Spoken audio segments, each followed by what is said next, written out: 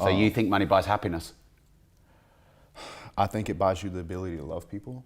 And I think when you can love people like that, yeah, there's a lot of joy in you. I think happiness is a fleeting thing. I don't even think it's something a goal. I think it's just a fulfillment and happiness in the moment. You know what I'm saying? Yeah. And then when you get to think back of the kind things that you've done, it puts something good inside of you that counterintuitively motivates you to create more value, which creates more money, which allows you to give more love. You know, I'm all about loving people, man. So it also allows you, you know, to protect the people you love in every way. So I think that people really don't understand that the people with money would not have gotten the money unless they were a good person over time, because nobody can build a successful business. They might be able to be successful for a minute, but if they're out there people over in the market, not paying their vendors, not paying their subcontractors, not paying the people they owe money to, or not treating their employees correctly, or not, it's never going to be long enough to make any real money. Because the goal is not to make 100 grand. The goal is to make a system that spits out 100 grand like it's a just money machine, right?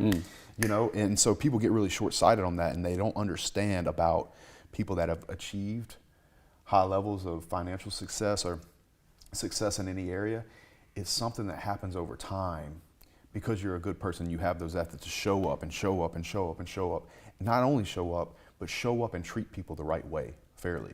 Because that's what's going to build the relationships to allow you to streamline your scenario into something where you can scale in the way that you have, the way that I have, or the way that Tates have, or whomever, and where you're creating a situation where people have true trust. And it gets all the way looped back to trust, because when you have trust, you have speed. So that's how I look at it. And people assume that everybody that made money had somebody over, and I think it's quite the opposite. I've never known a person that made a habit of screwing people over that ever sustained any way of making money. Yeah. I've never met a person like that. No. There's something you said, which I'd love to just drill into, which is, I might be getting the word slightly wrong, but you said something like, I don't think the purpose of life is happiness. And I have this theory that one of the reasons why society is so divided and so weak is because so many people think that the purpose of life is happiness.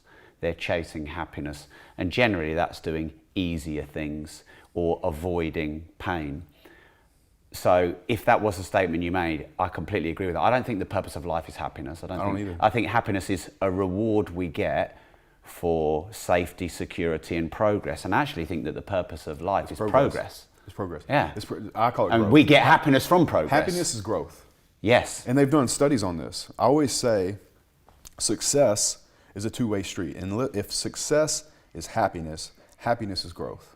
So it's a two-way street. You're climbing the mountain, right? All the happiness is on climbing the mountain. Oh, I'm getting higher, higher, higher, higher, pushing, look down. Oh man, that's awesome, keep going, boom, boom, boom, boom, boom. And the worst thing that could ever happen to you, you get to the mountain and you have nowhere else to go. If there's not somewhere else to go, a higher mountain to climb, you have one choice. That is to self-sabotage back down the mountain just to climb back up that part of a mountain again, because all the happiness is on the way up.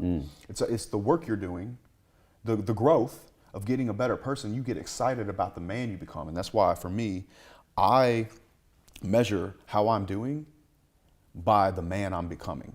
All I care about is the man I become. It's the only thing I care about. I say this on podcasts a lot. I have this file in my phone called the rocking chair test. And I generally make my decisions on whether the old man, the older version of me, 90 years old, 80 years old, can't live life anymore on the rocking chair, would I be proud of the man I am today? And I make videos to him. Hey man, this is what's going on. This is what I'm scared of. This is what I'm going to do about it. This is the competency I'm going after. This is what I'm going through. This is what I see. All right, hope all is well. Talk to you soon. Boom. And when I'm going to have all these videos of me working, because I work for that man, the older version of me, because at the end of the day, who do you want to be proud of you the most in here? You. So I just work for the older version of myself, and my goal is to make that old man proud of me now. And that's what I'm working towards, the man I become. And so I kind of try to keep that relationship with my older version of myself, and I test it by, will he be proud of me right now? Will he say, Justin, like I'm really, and looking back now at 37, I could not be more proud of the 27-year-old version of me. I took some And I'm proud of that kid, man. He should have went bankrupt a bunch of times. He had to remortgage his house to make payroll. He had trucks stolen.